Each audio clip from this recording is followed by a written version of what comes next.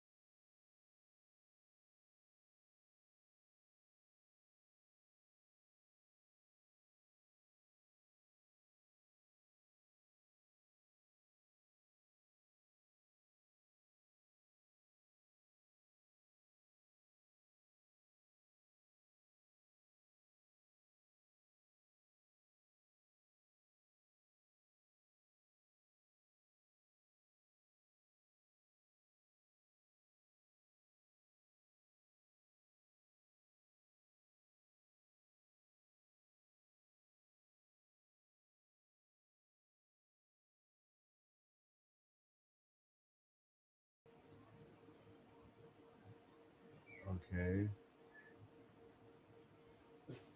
but why? I don't know what's going on. This is driving me crazy.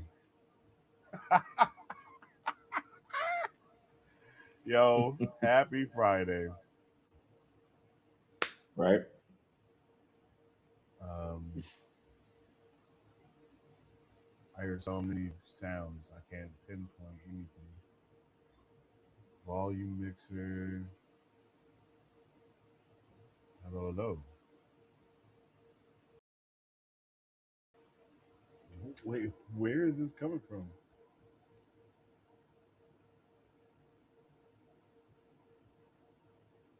I'm just echoing. I'm just echoing, I guess. See, it's seemingly coming from nowhere.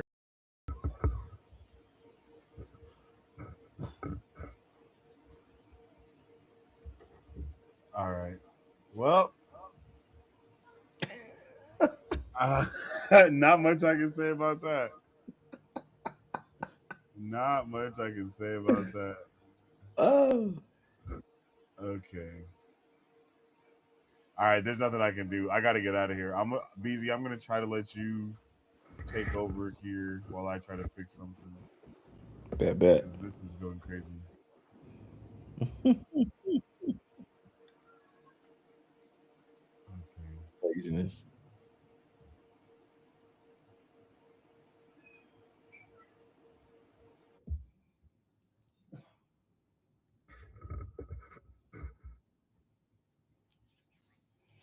Oh, he dipped out quickly. Dipped out quickly.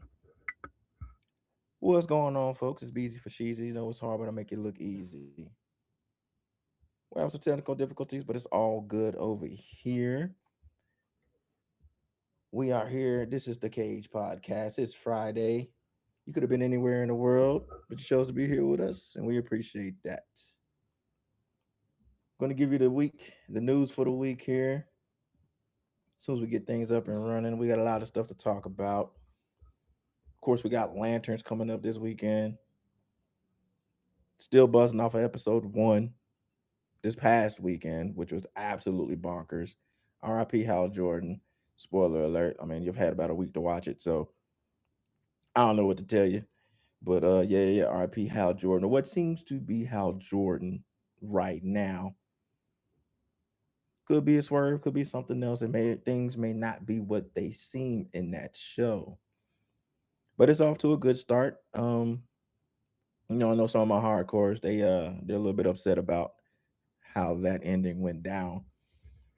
But cinema, cinema, man, held true to the true crime, the true detective crime saga type deal that we got set up for it. It kind of works in this setting, which when you normally think lanterns, you think fantastical, green rings, constructs, flying, space battles. We've kind of gone a little bit different direction with that. Kept things into a small rural city. I mean, as rural as it gets, right? Real country, small town, not even city. City is too big. Town is more like it. So we confine things to this specific town, and we get a lot of lore, right? A lot of lore. So there's a lot of good stuff in that, and a lot of stuff we covered on Monday. But it's no rehashing's cool. But yeah, man. So we got Lanterns coming up. I mean, we got a lot of anime to discuss today. Netflix just had their Anime NYC event yesterday. They dropped a bunch of trailers. We got Cyberpunk, we got Sakamoto Days, we got Blue Eye Samurai. Man, we got some good stuff on the pipeline. If you're a fan of anime, man, all I can say without giving too much of the show away so far is we got a lot of stuff to be excited about. We already know about JJK next year. I got Yakuza next year. So, I mean, 2027 is looking like a good year for anime fans. We still got Bleach, Thousand Year Blood War running. I think new episode drops this weekend. So we're still cooking right there. Episode 4 is live. So I believe we're on episode 5 now, going into the weekend. So again, if you haven't caught up now, now's your time to do so. Because we got some heat. We got some heat. We got half hollow Ichigo on the scene now. So, we got some big things popping there. Then we got movies on the horizon. We are here towards the end of August. I think we got End of Oak Street that hit last week. A couple things jumping. So, you know, a lot to look forward to if you're a nerd like us. But we're going to keep rocking and rolling here. Once again, if you are just joining in, we're having a little bit of technical difficulties, but it's all good to the hood. You feel me?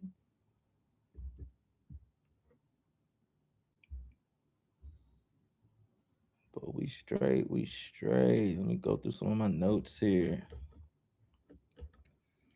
Still getting started. So anybody falling in, feel free to hop in the chat. Give me a ring, give me a holler. Ask your questions. I got your answers. And if I can't answer them, I'll be I can find them. All right, we got people that know people. We know people that know people. For sure.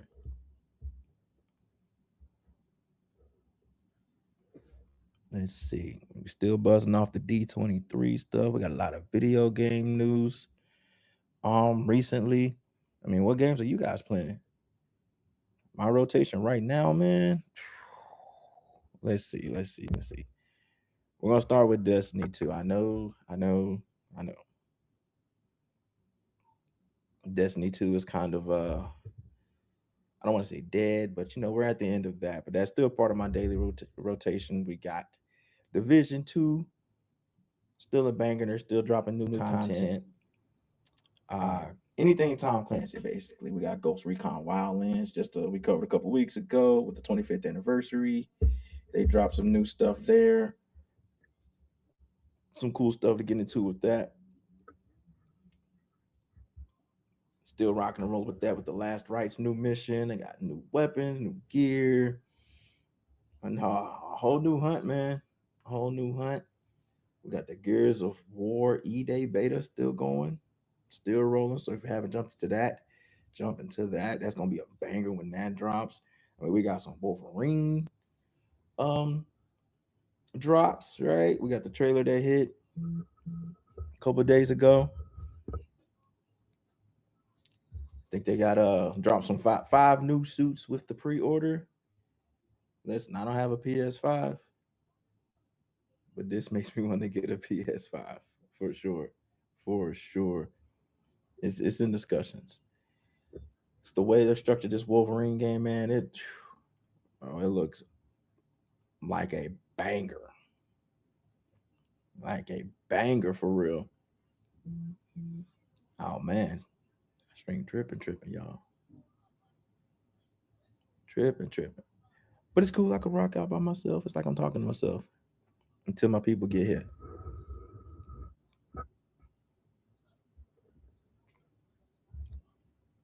Let's take a look at a couple more things here.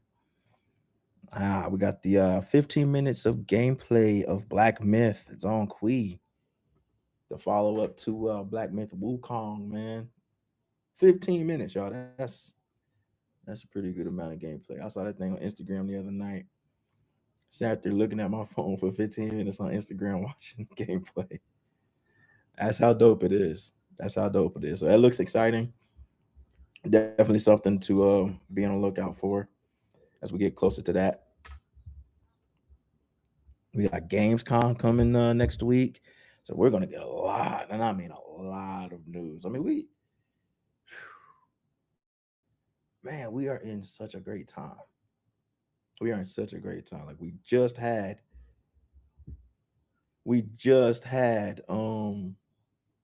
man, the anime NYC. And then next week, dog, next week,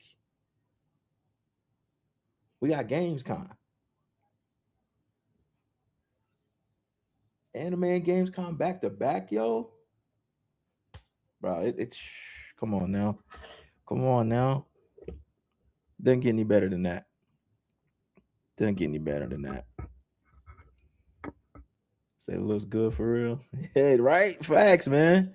The game left the stream.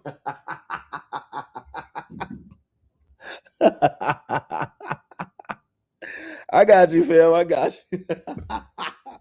He said the game, not the stream. That's hilarious, bro.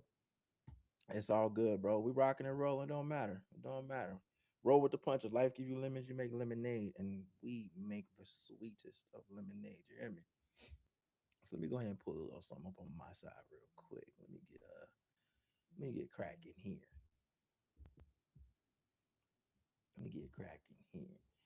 All right, so we call this the Cage Comics, Anime, Gaming, Entertainment, y'all. So let's talk about some comics real quick. So our some of our highlights for the week, and if you watched Sensei on Wednesday, he was at Comic Book Clubhouse giving you the drops on what to read this week. And I hope you guys join in on that every single Wednesday, dog. It's dope. Straight live from the comic book store, real, raw, uncut, unfiltered. They just give it to you straight, right? So really cool stuff there. But our first book of the week here, we're talking New Titans number 38. The big thing here, everybody's favorite, Static has returned to main DC continuity. Not only that, he is part of the team, y'all. Static's part of the team, man. So not that long ago, Milestone made an initiative to basically revamp the universe and give us all of the characters that we love so much, right? And I know everybody's favorite is Static, and I am putting emphasis on Static. I know everyone wants to say Static Shock, just for display purposes. Static Shock was the name of the show and a comic. But anyway, I digress. Static joins the team. He was recruited by Superman himself, John Kent, in a new effort to, you know, kind of get things cracking a little bit. This kind of follows up with a couple stories here. We're on the other side of the DCKO tournament. We got a lot of things happening. All the heroes are powered up, and they all have seen a vision of the future. And so they're all working towards the same goal of, okay, how do we stop that vision from coming to fruition? So this is John's kind of way of getting to that, and he's assembling his team. We got a bunch of people from a bunch of different places, but the biggest addition to the team is our boy Static. So shout out to that. I mean, you guys can see right here the panels; they look great. And who doesn't love Virgil Hawkins? You know what I mean? You know what I mean? And it's the Titans, right? New Titans, because Nightwing runs Titans. New Titans is John. So we got Nightwing running one team, Superman running the other team, Superman Junior rather running the other team, and we're just doing a lot of stuff if we're DC fans, man. So we got some good stuff happening there. Beautiful look, beautiful look. We got some players on the team you wouldn't think that's on the team. So very interesting lineup we got here.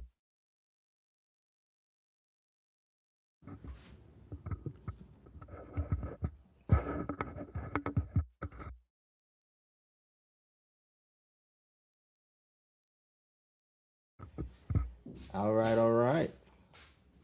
So our next one, and my favorite one, man, right now. Teenage Mutant Ninja Turtles number 21.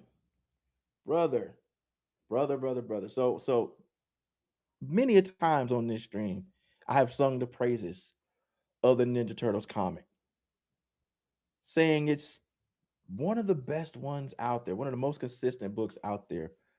And I'm here to do it again. This is by far one of the best books out here, right? So a little bit of backstory about this particular comic. What we got going on in the Ninja Turtle world. So they gave us a lot of history at one point and let us know that in a past life, the four turtles were actually humans, okay, from Japan, living with their parents, Hamato Yoshi, aka Master Splinter, and their mother, Shin. Both humans, by the way. So we're all humans, and it was a beautiful time. But you know how those things go. And again, it was a past life. It wasn't, our prime universe, but it's a past life. So it was part of their continuity. So come present to this particular life. The only person who remembers that past life is Michelangelo. He's the only one of the four who can not only remember but also speak Japanese. Crazy, fun detail, but it plays a role here. So what we got here is Korai, Shredder's daughter, has found a way to kind of cross the veil into the afterlife. And that plays a role because I told y'all before, Splinter had previously died. In his death in the land of the dead, they found he met back up with his wife, the turtle's mother, and together they were guarding the tree of fate, which is exactly what it sounds like, a tree that kind of shows the fate of anyone you look into. So within that, Splinter saw the fate of all of his sons dying in a possible future. So because of that, he said, I cannot sit here anymore. I need to go protect my sons. So Splinter goes back to the land of living to protect his kids. Things get kind of crazy. Of course, shenanigans go down. And then Mother ends up on the other side of the living. So now the turtles have their parents reunited. Yay, all is well. Problem because with that, there's no one to guard the tree of fate. So we have two warriors who come forward to kind of remind them of what they have going on, right? So from there, we have the land of the living and the land of the dead now kind of all coming together because the veil is so thin, and more of the dead is crossing over to the land of the living. And we got a lot of craziness going on. We got a lot of craziness going on. I know, right? What? Yeah, yeah. It's getting nutty. It's getting nutty here, man. And so we got a lot of crazy stuff going on. And I told you before, not only was Splinter dead, Shredder was dead. So the two old warriors I told you who were also guardians of the Tree of Fate, one was killed. And that shook everyone from the land of the dead, whether they're in the land of dead or in the land of living. That forced another character who you'll probably see in this panel. Ooh, no, the panel's blurred out. Ah, nope, there it goes. Yeah, so you're I mentioned Splinter coming back. I mentioned Shredder being dead. I mentioned Mama being dead. I'm gonna go ahead and throw it out there because there he is on the screen. Shredder returns from the dead. Right there in your faces, ladies and gentlemen. Shredder back from the dead, not as an enemy, as basically a messenger, right? But we all know the history of the Turtles and the Shredder is basically Batman, Joker. One can't exist without the other. But yeah, man, the Turtles book has been absolutely nuts. Go cop this issue. We got legendary warriors from the past linking up with our guys in the future, and it's just bonkers. Absolute bonkers, brother. And we can go ahead and start moving on to our next one, man. See what we got on the screen, y'all. We had a lot of reading going. Avengers Armageddon.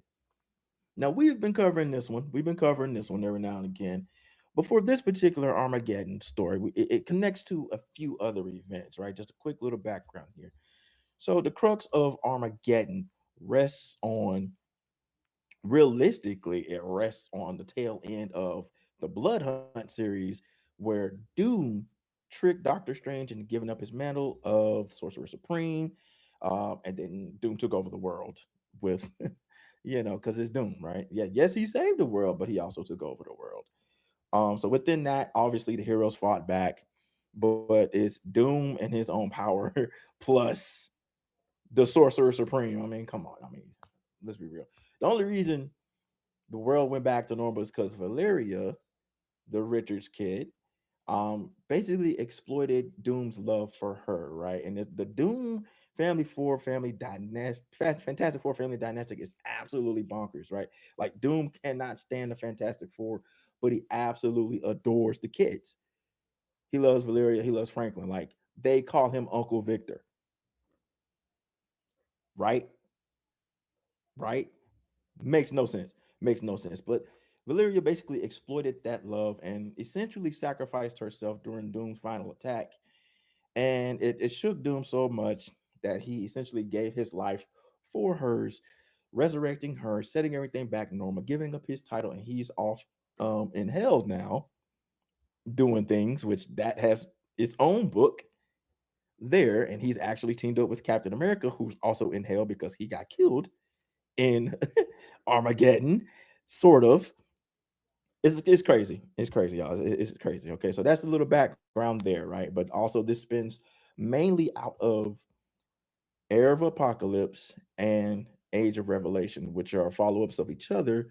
Which, again, as we've explained before, Apocalypse is looking for his heir, someone to carry on his work, and he finds that in Doug Ramsey, aka our boy. And so he takes over, and in the future, he basically does what Apocalypse couldn't do and turned half the world into mutants. Everyone who didn't die anyway, they all got turned into mutants, and it turned into a really crazy future. Y'all know how these future stories go with the X-Men. Um, and so Beast and Cyclops consciousness were sent forward to the future to kind of help because their actual future selves were killed at that point in time. So they brought the consciousness from the past to go to the future to help stop what happened. Spoiler alert, they did not stop what happened. They just got sent back before it was too late. And the way that particular story ended was basically the planet itself became a living mutant. So we got like Ego, the living planet. Essentially, everyone gets consumed. End of story. All of X Men's futures end in genocide. They never win. They never win, right? So coming back here to Armageddon and the tail end of the Doomsday run, as Doom is killed, or gives up his life, everything he has, everyone who was ever held prisoner, is now free, including Thaddeus Thunderbolt Ross, aka Red Hulk.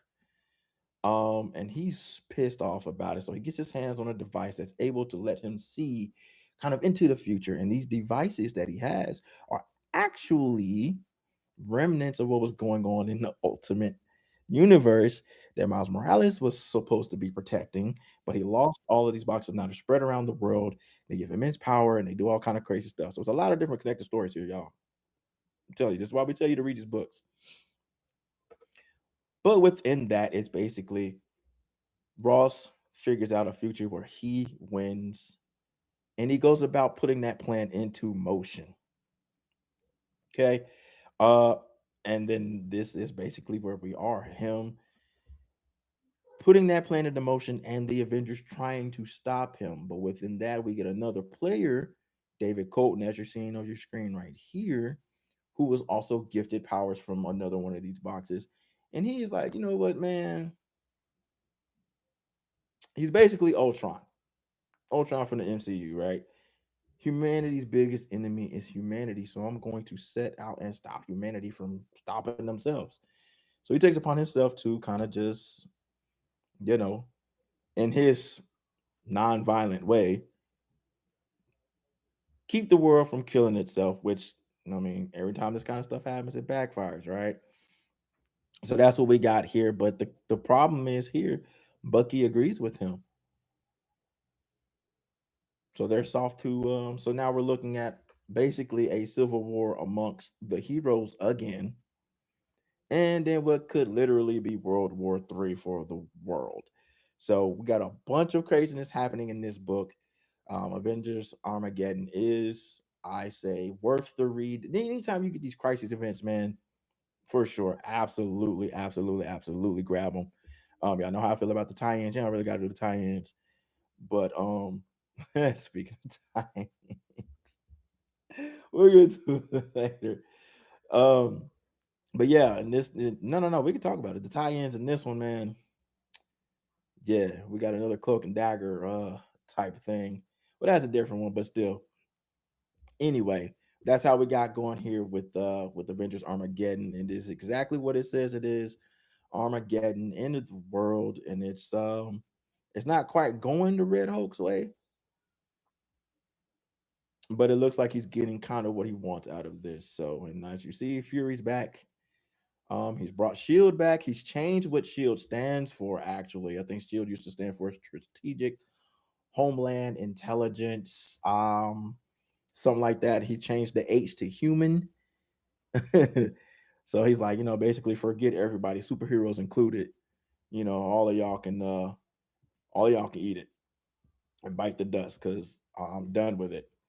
So as you saw there, he gets confronted at the end by Black Panther, who's like, "Hey, yo, what you got going on, my boy?" And so we got a lot of moving parts here. I think it was Black Panther's always in the shadows, Fury's in the shadows. So he just like, "Hey, yo, from one shadowy brother to another, my boy, what you got going on?" So again, hop into Avengers Armageddon. That's a dope cover. You got Wolverine kind of beat the hell up, and you saw the panels.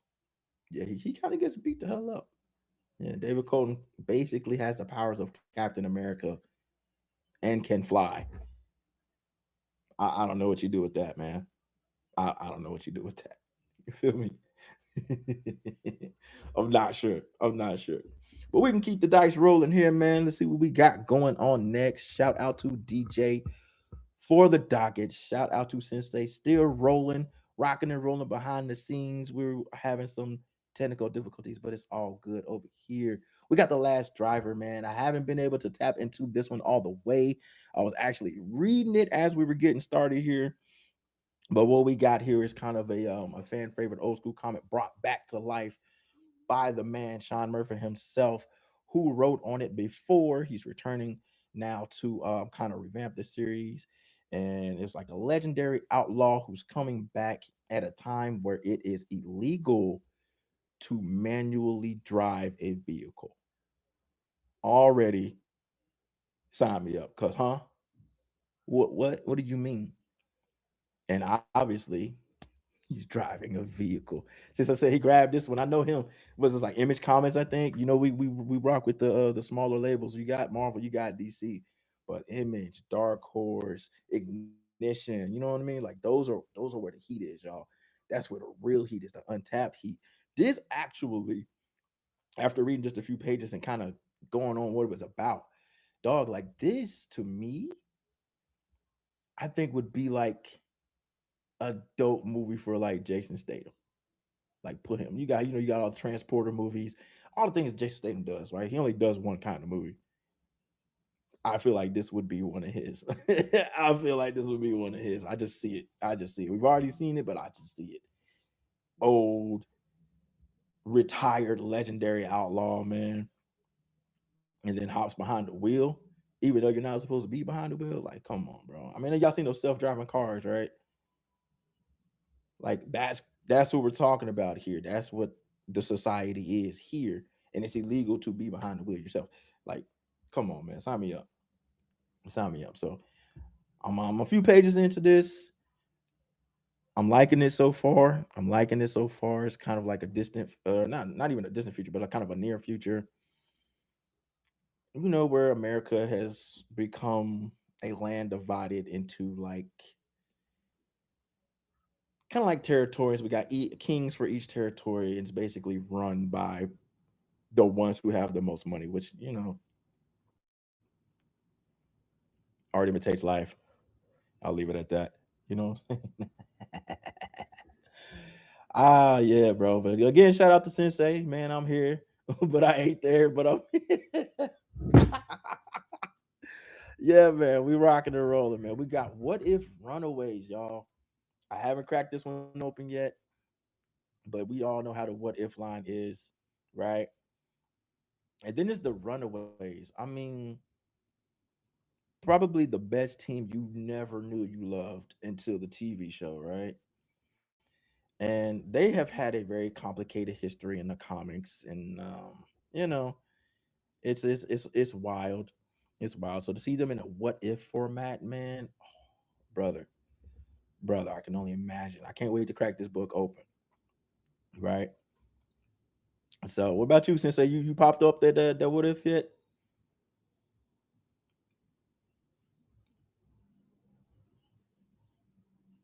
See, that's one we're gonna have to crack open. We're gonna crack open. Now we got Invincible Universe, Battle Beast number 12. Man, I know every time this one comes up, we feature it on the stream, y'all, because it's Invincible A. Anything Invincible, anything Robert Kirkman related, we're gonna give it love. B is Battle Beast. Need I say more? Need I say more? Like, come on, and this battling, we fighting, right? Come on, bro. Like, I mean, check the cover, check the cover. And then I don't even have to say anything. Just let that one marinate on y'all. Let that one marinate on y'all. Because I think you know what we're looking at here, right? Conquest Battle Beast. Now, let's get into it. Y'all know I love the Absolute Universe. We got Absolute Green Arrow, and it is insane as we are continuing to rock and roll here. We got Oliver, who is supposed to be dead, but clearly is not. Basically, hunting down billionaire tycoons who were kind of trafficking, you know, doing the dirty things, right? So we all thought he was dead, and we saw him. We saw him get carried into the villain, the League of Doom's office, slumped over. Not quite dead. Not quite dead. So within this, here he's hunting down. As you see, we got Solomon Grundy on the cover there. We have a very interesting, I guess I don't want to say subplot, but kind of is with Dinah Lance, as she's kind of trying to pick up the pieces because she thinks, and as does the world, they still think that Oliver Queen is dead. So they raid his lair, but they find some very disturbing things. Some kids that aren't alive, but something was definitely done to them. It's like, so was Ollie doing this? Who was doing experiments on these kids and other things in the dark, like a Solomon Grundy, right? And so we kind of get this unsolved mystery vibe that's going on in the Green Arrow comic here. And man, it is nuts, bro. It's nuts. It's bonkers, and it's. I mean, it reads almost like a murder mystery when, and you kind of know the players, but you don't know their roles. And Dinah's been kind of forced into working for whom, from our view so far, looks like the bad guy of the situation, because he himself has been involved and accused of some of the illegal trafficking schemes that's going on. Dinah's more like a bodyguard right now. She kind of has taken over Wildcat's gym, and which that's kind of standard in each iteration of Canary and Wildcat. She kind of carries on his legacy through his gym, so we still got that part about it. But yeah, that subplot there is that I think that might be the most interesting thing so far, because they're keeping Oliver Queen so shrouded in mystery, which is great. It works for how they're setting up this Green Arrow character. And I guess when they finally reveal him, whenever that is, it's going to shock everyone, because this is so shrouded in mystery. He's been taking out people left and right. We know how Green Arrow was at the beginning. He was taking heads, right? Later on, he decided, all right, maybe I shouldn't kill people. But right now, that's it's up. It's up. I mean, he's taking people out on arrows to the face, arrows to the eyes, arrows to the head. Yeah, yeah, yeah. It's you looking for something dark, man, and still entertaining. Green Arrow, absolute Green Arrow is it. And I've been telling you, the absolute universe is where the heat is right now. Outside of Ninja Turtles, it's the absolute universe, and then you got the um the crisis event in Marvel with Armageddon. Like those three in that order, it's probably the way to go. Probably the way to go. Oh yeah, it's nuts, Sensei. It's nuts, bro. This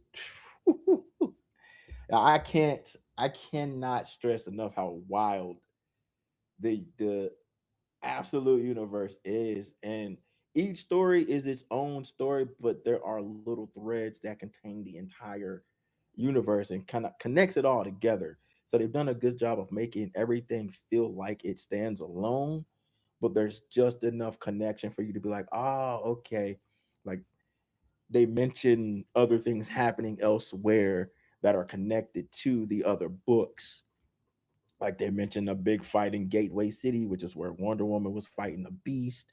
They mentioned craziness in Gotham City, which we all know what's going on in Gotham City. That's Batman.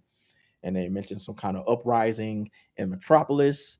And in Smallville, obviously that's the absolute Superman. They even kind of made a reference to King Shazam coming and causing a ruckus. So the way they've kind of put this all together is very, very nice, man. It's really, really well done. And you can tell the everyone working on these books have sat in a meeting together and kind of discussed, all right, you're doing this, you're doing this, you're doing this, and we'll use this thread here and kind of go amongst all of us. So it's really well done and just really well thought out. So it's really good, man. Let's keep the body, let's keep that dice rolling. What's up, buddy? I was only just kidding. I had more All right.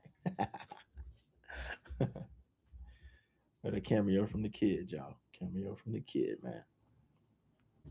Woo! All right, y'all. I mentioned at the top. I mentioned at the top that we had a lot of stuff to go over anime wise. With yesterday, Netflix doing their Anime NYC convention, Netflix being a huge hub of anime over the last, few recent years. It's really beautiful to see all of this right here, man. I'm very excited. Um, so we got full night anime adaptation. I know a lot of people have been kind of talking about this. Is one of those if you know you know type things, but it has a pretty good fan base. I am not too privy on it. I just know like a little of it. But if it's anime dog and it looks like absolute craziness, bros, I'm here for the crazy. I'm here for the crazy. I mean, take a look at that. Take a look at that, bro. I mean, look at what's growing out my bro's head, bro. Like, come on, man. Come on, man.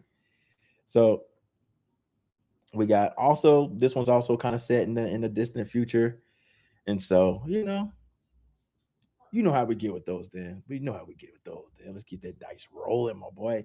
Boy, look at these, man. Hold on. Wait, these look so beautiful. Shout out Netflix because all they do is give us stuff that you want to watch. Now we have, and I think everybody was ready for this. We have a trailer. Let's lock in.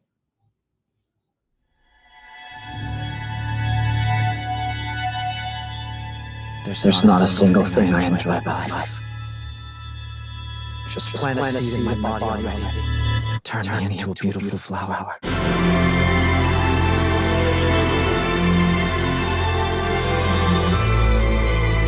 Don't be ridiculous. That's what transfloration is. You can't move an inch. All that's left is your consciousness while the plant feeds on your body. I want to burn my dead spirit for no matter what.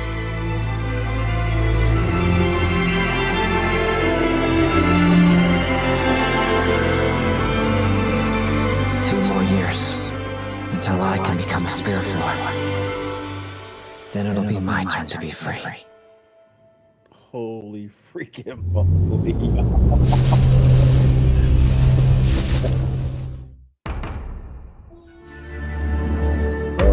Oh, what?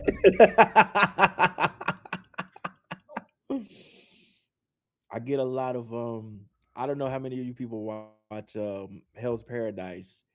It's kind of we got a lot of that going on where the people are turning into you know flower type organic material. This is nuts, y'all. This is nuts. It looked great, looked gorgeous. I mean, look at that. I mean, he has branches growing out of his eyes, y'all. Like, are we serious? Are we serious right now, man? I listen, y'all. Hell's Paradise is a absolute wild anime. This looks along those lines, brother. I'm locking in. I'm locking in because it looks like obviously we got a lot of fighting. We got a lot of weirdness, the weird, the sci-fi, the fantasy type deal where we just kind of just go off the deep end a little bit, or things that just don't make sense, brother. I'm here for that. I'm here for that. Like everybody likes the ones that are kind of easy to follow, like the My Heroes and the Naruto's. They got the here's the good guy, here's the rival, and they just kind of go along the same way, brother. We're not doing that here. We're not doing that here. We fighting against something that we can't fight against for real. You know. So I mean, this looks nuts. This looks insane. And anything that has like figuration, transforming for some reason catches my vibe, and I'm locked in. We're fighting against the obvious, right? It's death is on the other side, and there's nothing we can really do about it. Well, maybe there is, right? So we'll see how this goes. I definitely going to be keeping an eye on this one. It said November, the back end of this year. We've already talked about, man. It's looking absolutely crazy for content. Period. We've already talked about the shows that starting now with Lanterns and going forward all the way through to January. All the shows that we have back to back to back to back to back, just nonstop. And now we're throwing anime in that mix too. And we're coming into the fall season, the winter season, where we kind of get the renewals and new seasons that pop off with this, man. Oh, y'all, that late 26, the early 27, we are going to be busy. Anime fans, gaming fans, movie fans, just fans of the genre, anything nerd wise, bro. We're busy. we we are busy, y'all. I was like, we were joking earlier about me using my shadow clone jutsus, man. I'm gonna have to build up some more chakra because I need some more shadow clones to catch all this stuff, bro. Like this is crazy. This is crazy. But again, shout out Netflix because they just dropping heat on us. Stuff we didn't even know, man. So I'm definitely checking this one out. I know some of you guys will for just the sake of anime, all right? The best ever TMNT is 2012. What's up, Mav? Pulling up to the stream. 2012 TNT. That's that. Mmm. 2012, huh? I don't know. I know a lot of people that say that 2K3. That 2K3 was the heat. Right off where they right off the Battle Nexus and all of that. A lot of people will say 2K3 was the heat. Michelangelo was the greatest champion in the entire multiverse. I don't know, brother. I don't know, but 2012 is a heater though. 2012 TMNT is a heater. I am a fan of 2K3, but like my favorite of all time, just any medium, is the OG 1990s movies, dog. Speaking of 1990s Teenage Mutant Ninja Turtles, next weekend here in the city, we got the actors that play Michelangelo and Raphael coming through. They're coming through Saturday and Sunday, and they're doing pictures and autographs. Y'all, when I say I'm in there, because y'all understand, like my favorite movie of all time is the OG Teenage Mutant Ninja Turtles, right? OG. Went to see, now they've been released the first one, they've re-released the second one. I've seen them both in theaters now because I wasn't able to do it back then because I was a kid. Y'all, Ninja Turtles is my absolute favorite thing on planet Earth, right? And you're telling me that Michelangelo and Raphael are coming? Honorable mention for the live action. Okay, okay. Turtle Power, yeah, Turtle Power, yeah, boy. Hey, don't get me started, man. Don't get me started. TURTLE Power. Don't get me started, bro. Don't get me started on that. What you know about that, man? How old are you, bro? Hey, yo, the TMNT two with Vanilla Ice Rap, bro. That's legendary. That's legendary. That was in C to C. Going back to what I was saying, dog. Like when we saw Secret of the Ooze in theaters this year, like that was the scene I was waiting for to see, like on the big screen, right? Like the whole club scene, that whole club scene, the dance routine, all that. Them just going nuts in the club. The promoter getting pissed off, like who are these? I didn't ask for these extras. And then like you see the crowd is loving it. He's like, oh no, let's rock with it. Let's rock with it. But yeah, man. Now that's a crazy pull, bro. That's a crazy. My guy said the Turtle Power song, brother. Partners in crime on top of that, my man. Somebody knows a little bit of turtle history, bro. Respect. Respect. I dig it. My man brought it back though. Listen, I'm the elder statesman here, I think, at the channel. My boy jumped back on me though. My boy jumped back on me. He made me he had me reminiscing a little bit, dog. Don't get me talking about turtles. I can talk about turtles for a whole stream, bro. Hey man, whoa. We don't use that O word around here, okay? We don't use that three-letter word that starts with the O and ends with the D with the L in the middle. All right, we don't talk about that. We like to say seasoned. Age challenge.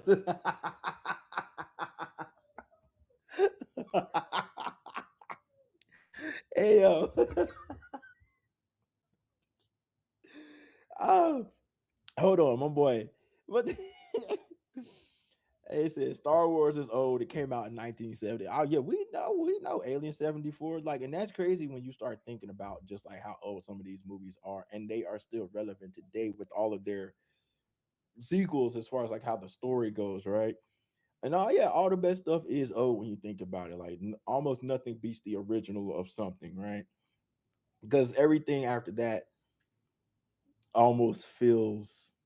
Now I don't want to say less than, but you know, OG is always where it's at. You never. It's hard to top the like when you talk about the Tron series, right? I love the Tron trilogy. You got OG Tron, which I think is a banger. It was before its time. It's kind of like Star Wars in that regard. Like that movie was before its time. And then when they finally caught up with it 30 years later with Tron Legacy, that it just kept it going. And Tron Legacy was really good. And Tron Ares, which a lot of people didn't like because of Jared Leto, I absolutely loved it, right? But still, to me, in that trilogy, I feel like the first Tron is still the best Tron, and simply because it's just was before its time and it did so much, and you got so much in it, and it built a universe immediately off of just one film, and it lasted forever, right? So where they can go 30 years later and just pick up the story and keep it going. It was fire. It was fire. Mav always pull up and drop heaters on us, bro. Every time Mav pull up to the chat, he start dropping heaters on us. Appreciate you being here, Mav, bro. I'm. It's just me on screen right now. It's just BZ. It's just Music City Soul. But we got Sensei in the background running things. We got DJ with the beautiful look here as usual for what we got going on. We appreciate you pulling up. Yes, sir. Oh man, we cooking, bro. We still on full night. We can keep this thing rolling. Let's see what other trailers we got locked up. Like I said, bro, Netflix came with heat on us last night. They did not disappoint. I wish there was a way we could have watched it like live stream, but man, they like to hold all those things to themselves, don't they? Like man, like it would have been beautiful to be able to just lock in and watch and cover with them on all this stuff. But we gotta wait until they drop stuff, which is it's okay. It's okay. It's all good. You know what I mean? But I think this one here is one of the most anticipated ones. Um, Cyberpunk Edge Runners 2. I think everybody loved the first season. I think we got exactly what we wanted out of that. It was gritty, it was action packed, it was kind of funny, right? Little love story in there somewhere. It was a lot of good stuff, right? It's what you wanted in an anime. For us to get season 2, I mean, come on, bro. Come on. And I think the crazy part was I think at the end of one, it was like, oh well, that's it, right? It had us thinking like it was like a limited series type thing. And so I think everyone was kind of disappointed. Like, yo, are we getting a next one, a part two, or a follow up? You know what I mean? So the fact that we got it, that means they heard us, right? The fans have a lot of power here in these kind of things, and it's cool when we, in the right way, exert that power, right? I think there's a right way and a wrong way to do these things. This is one of those right ways. The way we made them redesign Sonic, live action Sonic. I think that's another way our power is used for good, so to speak. I think a similar thing happened with Star Trek. Um, but yeah, I saw that message you free. Boy, I'm trying to tell you, boy. I did, man. I went bonkers. Like, oh, wait a minute. Oh, yo, because this is heat right here, bro. This is heat. We got a new crew in Night City, man. Coming October, bro. First of all, there aren't enough days the rest of this year for what we got coming. October, you know how much stuff is coming out in October? We were just talking about on the D23 stream about all stuff we're gonna be watching in October. Dog, I don't know how we're gonna do this. But again, I've been in the lab, y'all. I've been in the lab. Shadow Clone Jutsu is about to go crazy, right? Extreme Shadow Clone Jutsu. I'm going nuts. We do have a trailer, everyone. So I think it's time to lock in and let's check it out.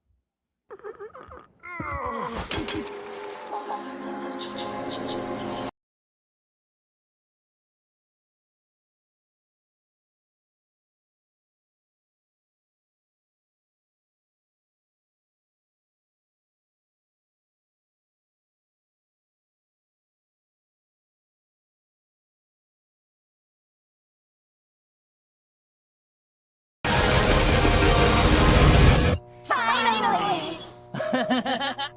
I found you.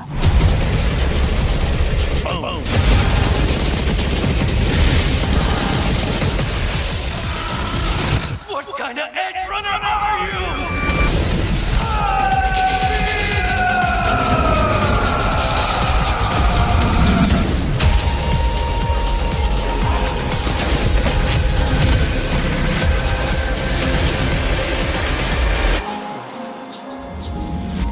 You're a weapon? A weapon made out of people? Yo.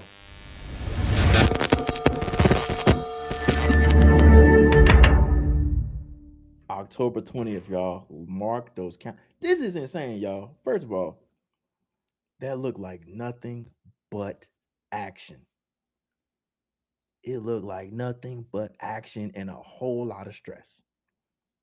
Oh, Ghost in the Shell vibes, man. I feel that.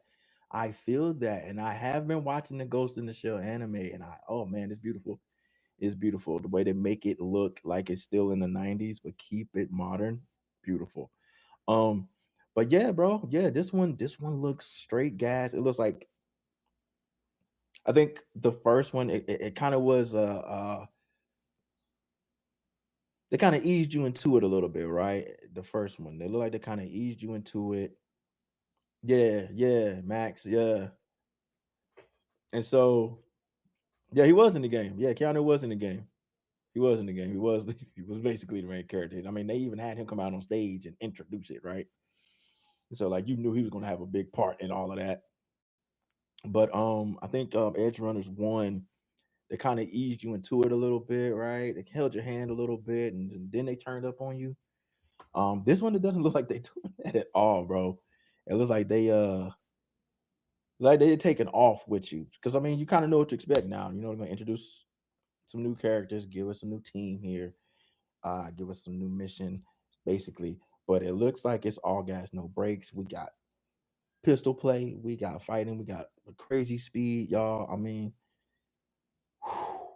I don't know how we're going to get all of this done in October. I just don't know. We got games coming out in October. We got shows running in October. And I think Vision Quest drops in October. Brother, like it's literally gonna it like it has to be something like every day of the week at this point in the month of October and going towards the end of the month, right? Like it's gotta be like Monday there's gonna be a show, Tuesday there's gonna be a show, Wednesday there's gonna be a show. Like this is just nuts. This is just nuts. I don't even I can't my brain cannot comprehend like all the stuff we got going on. And since saying myself, man, we talked all the time. We was like, yo, like even last year when we were kind of looking forward into this year about like, you know, what to expect. And like we're looking at movies, we're looking at some of the stuff in the lineup.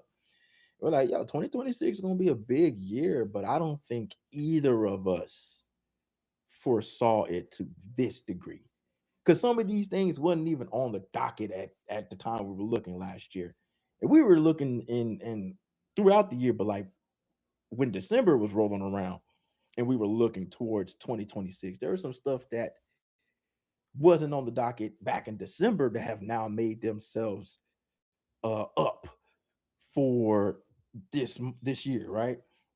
And so we've gotten so many things, dog, and it's mind blowing just how much content there is for us to consume. And I'm not complaining one bit. Just gonna have to find a way to get it all in, right? And I think that's the beauty of it, yo. I think it's the beauty of it. All about Cyberpunk. Boy, it's all the biggest box office movies nowadays are animated movies. I mean, I think they found the sauce with that. They found the sauce with the animated movies. Like, for a while, it wasn't that way. Like, even just a few years ago, like the very first Spider Verse movie, like it did all right. It didn't make a whole bunch of money, right? But I mean, you've seen the explosions, right? You've seen the Mario movies. We've seen Minions. We've seen all the Inside Outs. Like Pixar has found the secret sauce. They got like 7 movies that's like cracked 2 billion, right? So it's just something about that animated. I mean, like we talked about before with Demon Slayer. I mean, we can keep going. Chainsaw Man, you know what I'm saying? Bleach, right? I went to see Bleach out here, Blood War in theaters, and all that was the first 3 episodes. It wasn't even like a separate movie. It was the first 3 episodes in theaters, right? So it's just something about that animated vibe that I don't know. It's just attractive to fans, right? And it's just really easy to get with. It's really easy to follow, and it just generates a good time on its own when it's done right. I mean, how many Minions movies are there now? Toy Story 5 for crying out loud. You know what I mean? Like Toy Story has been going since the 90s. We're on the 5th one and it's still just raking in money. Like they could probably do Toy Story for another 10 years if they wanted to, just on the characters here without even adding any more. We've only added like a handful of characters since the first movie for real to the main cast. Really think about that. The thing that changes from movie to movie is like the mission and the villains, right? Since I still haven't seen Toy Story 4, my brother, my fellow blurred, how? That is my only question. How? I will get even fancy and say, how sway? How do we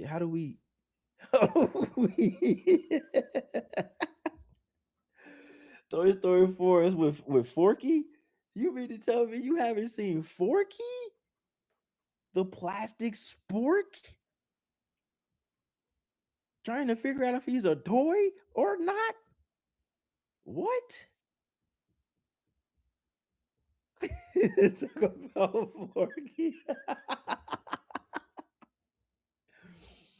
Yo, I told you, man, like it's Toy Story, they the way they set their movies up, man. They don't deviate too much from who you know, right? They don't go too far left, they don't go too far right. They kind of keep it in the middle. Like they've moved away from Woody, sort of, kind of, but not exactly. He's still in it just enough to, because if you take Woody out altogether, then what is Toy Story for real, right? But they've done a really good job of kind of, in a way, transitioning off from Woody, kind of having Woody kind of do his own thing in a way. Like he's still the leader, but it's like he's kind of stepping aside and giving everyone else the forefront. Where like 1, 2, and 3 was like all Woody, Woody, Woody, Woody, Woody. 4 kind of plays with the idea that maybe Woody's not the guy anymore. And five, he's like gone, right? For a minute, and he comes back into the fold. So it's just like, they've done it in a way that works and it's not too jarring. Like if you just pull it up, it's like, oh well, damn, where's Woody at?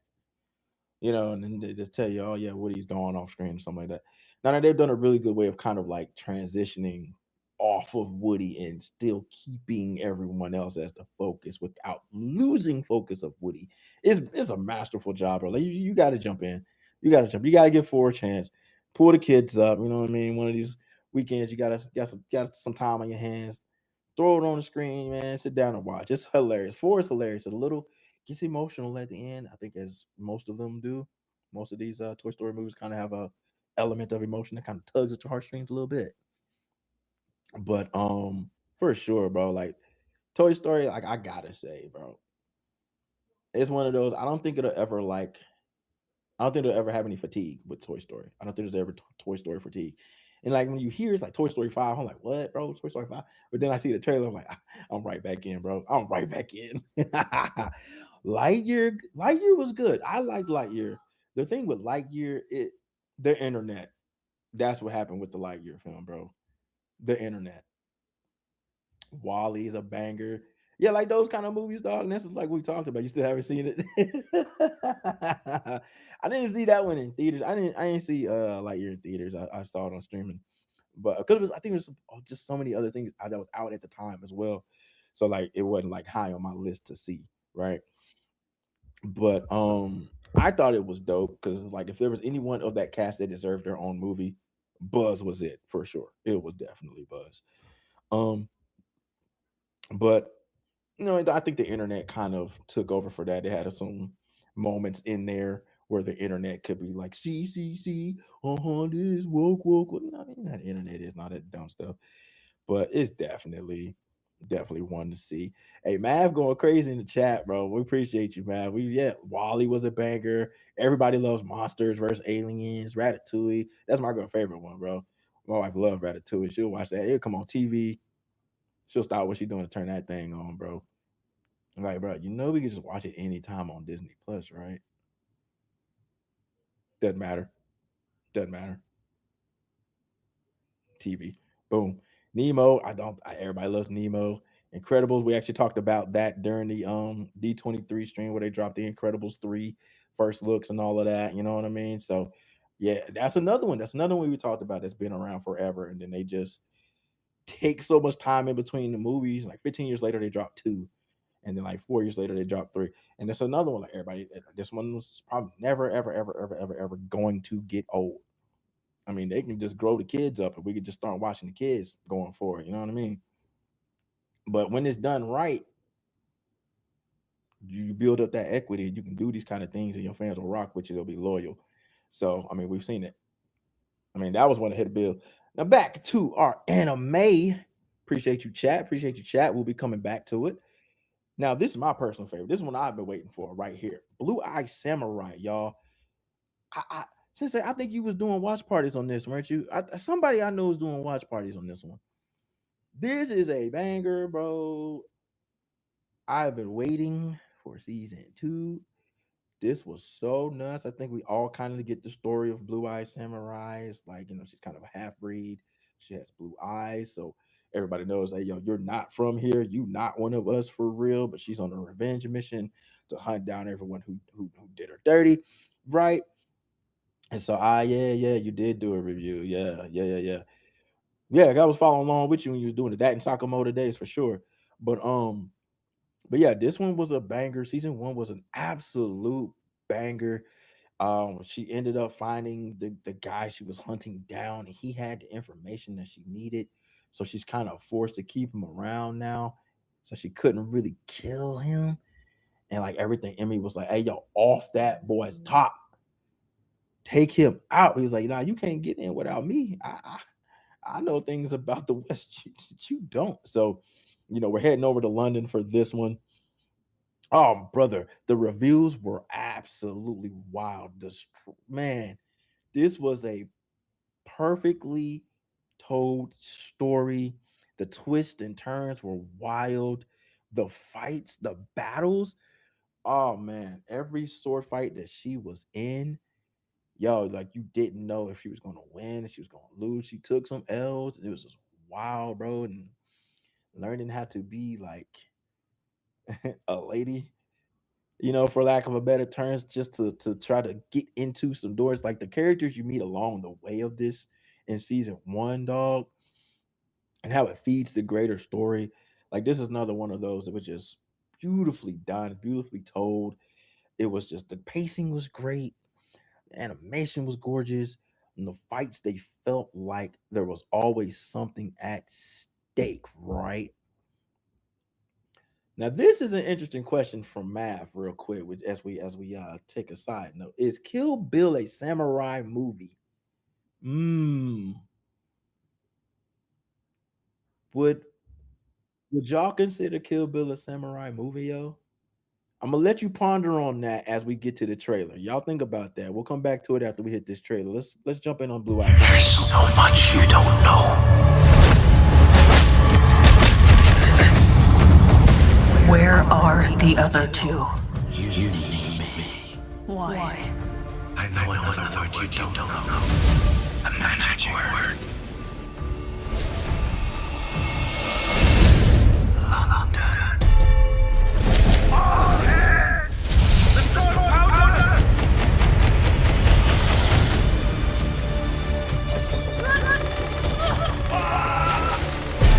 Oh,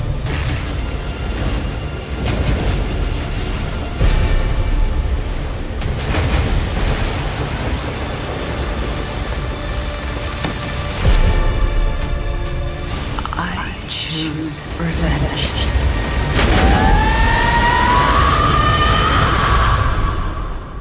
January. Oh, bro.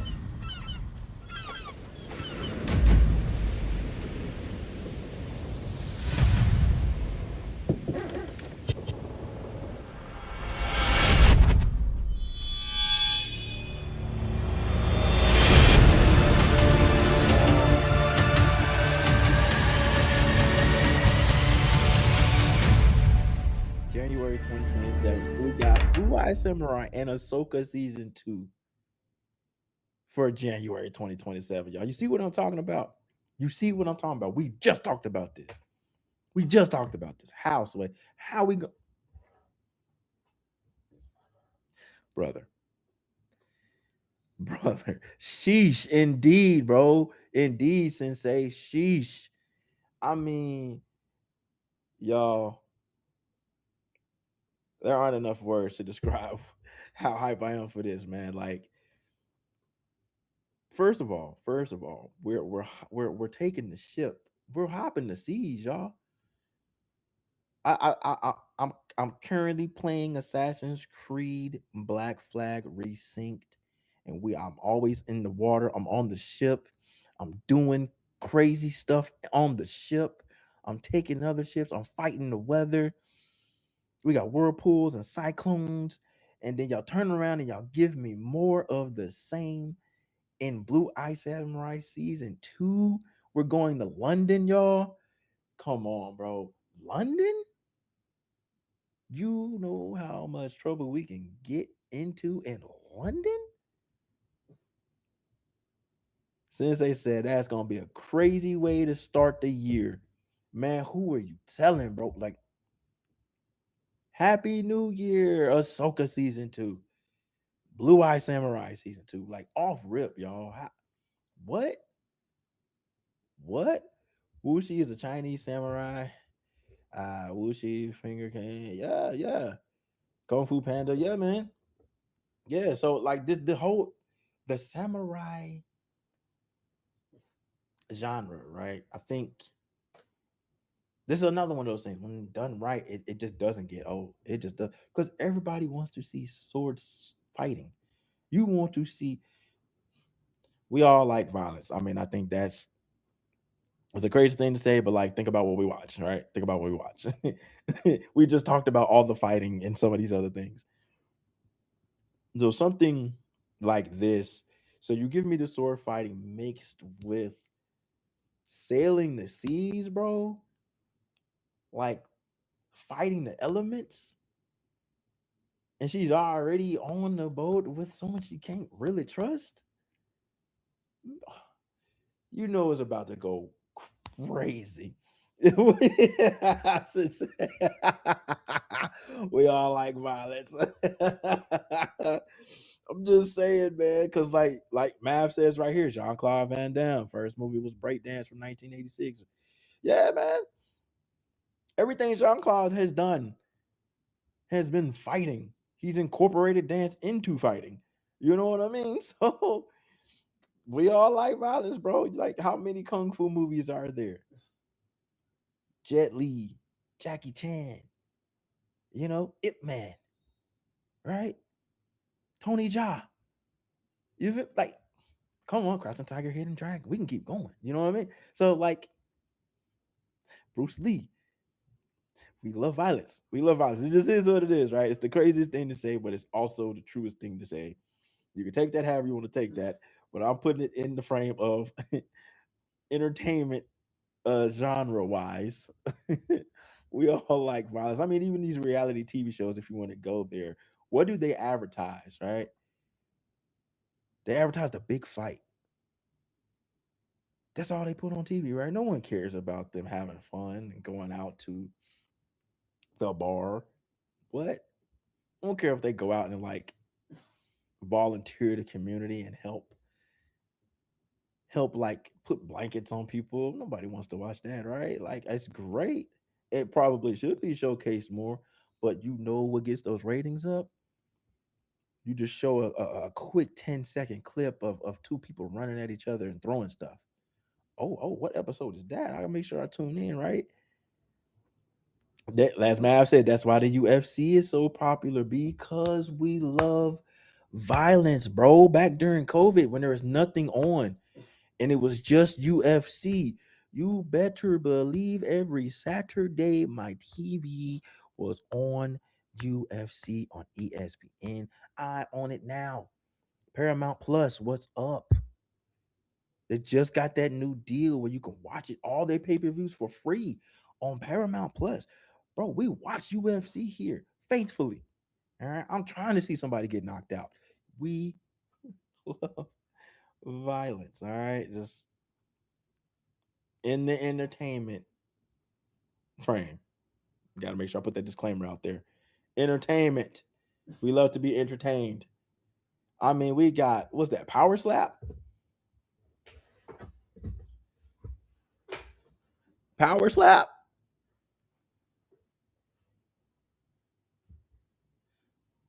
Brother, how does something like that get to TV? How does something like that get to TV? And they y'all, oh we, oh we. Power slap is insane. Yes, sensei. Exactly. Exactly. Because excuse me, I have to stand there while you open palm slap me on purpose? Dog. Sensei said I literally never seen someone get slapped so hard in my life. And I agree.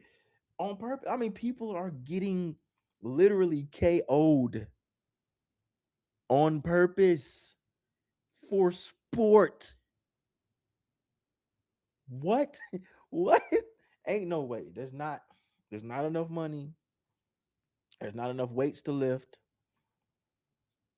There's not enough time in the world for me to stand there, my hands behind my back, so another grown man can line me up, bring his hand to the depths of and then come to my face. There's no way, dog. There's no way on earth, right? I repeat the quote.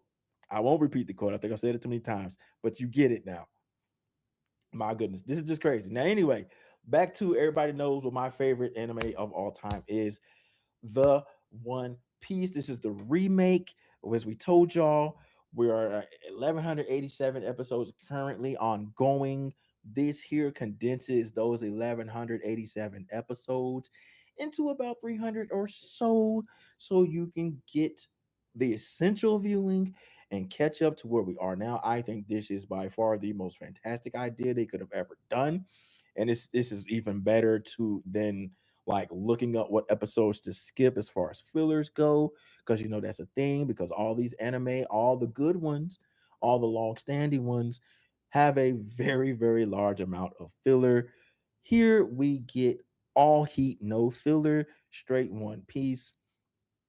And again, if you have been wanting to catch up, if you have been wanting to jump into the world of One Piece, whether it's because you read the manga or you've been watching the live action, which has been absolutely fantastic, here is your chance right here to join the Straw Hat crew and catch up to where we are in the current world and it's very easy viewing. And I mean, like digesting it in such small amounts, but still getting it all in. I think this is awesome. And when we talked about this, man, we talked about this back in February, honestly, when they first dropped the news, right?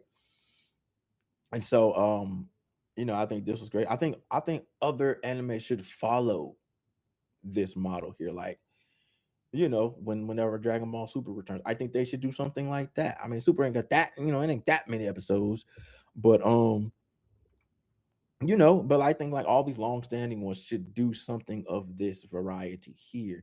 Now, One Piece is a little different. Like I said, they got almost 1,200 freaking episodes. So I mean, that's daunting, right? So to drop it down to like 300, beautiful, beautiful, beautiful, beautiful. It's way more digestible. You tell me I gotta watch like 300 episodes in an anime, I'm going to understand. That's kind of light work, honestly. I mean, if we talk about like we talked about Bleach Thousand Year Blood War. The Bleach anime itself is like 500 some episodes. On Naruto's around 500 episodes. You know what I mean?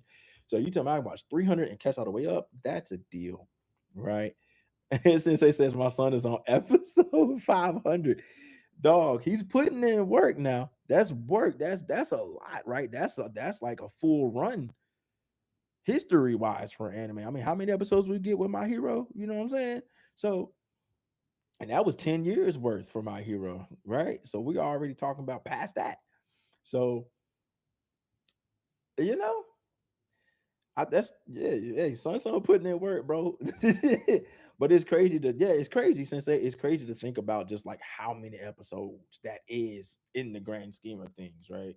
Because I think like even if we're talking like 24 episodes a season for let's say like My Hero, right? And we got 10 seasons, bro, that's 240 episodes. You know what I mean? If we're talking about 500 just on watching, no, no, you're telling me it's from I'm starting from ground zero and I got to get to 1200. There's no way, dog. There's no way. So them condensing it here into like essential viewing, beautiful, and I think it says that they care about the fans and they know that they got something worth cooking, and they just like, hey, I mean, we can kind of lower this thing and really get it going for y'all. So now this one we got a little bit of time on this one. It drops in February 2027. So I mean, but even still, that's we got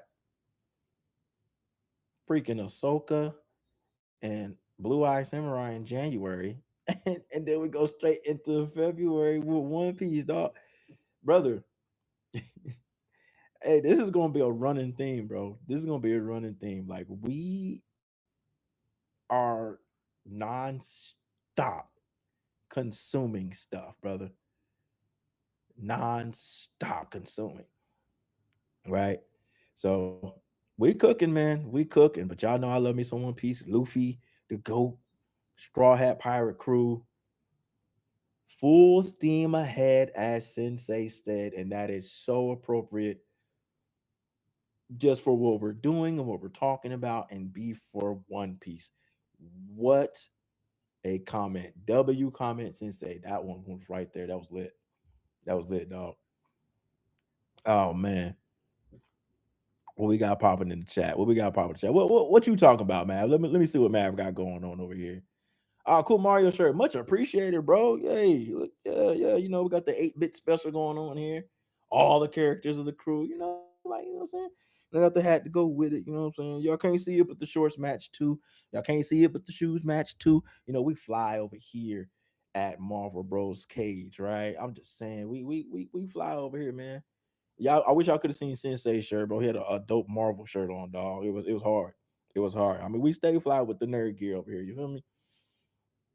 So we keep it lit over here. I think we got a nice little collection of shirts for real. I think every stream we kind of we show off the swag a little bit, right? The Superman jersey that he had on last time. Somebody asked was it Shaq, which was appropriate question, legit question.